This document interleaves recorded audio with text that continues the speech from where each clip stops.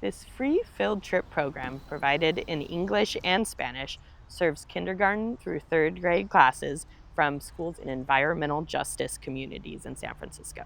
The students get to come to the children's garden multiple times in a year.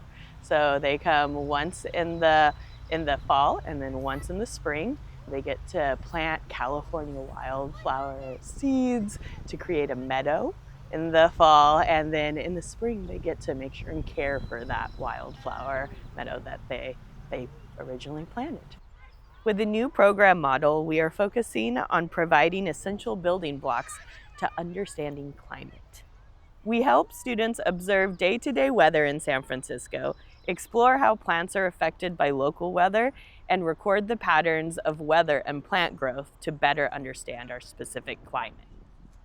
We developed and tested place-based seasonal activities specific to each grade level to do in 1 or 2 garden visits and 1 classroom visit each year. We correlated the activities with next generation science standards, with each grade level building on prior year's experience, so student learning connects from kindergarten through 3rd grade. Understanding local weather and seasons is foundational to climate education. Young learners need to understand what climate is before taking on climate change. Also essential is that children have a sense that they can make a difference for the living things around them.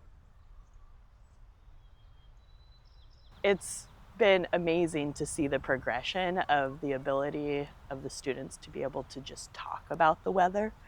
In the beginning, in the fall, it's really hard for some of the younger students to explain what the weather is in in the moment with their classmates. So we really take the time to slow down, notice, as I stated before, use those tools to measure the weather and make it fun. And through the school year, we've seen them starting to use different vocabulary that they didn't have before. We are excited to continue the program and to see the change over time with the children's garden and the students. Some advice we would offer is to take time to reflect after each program with your team.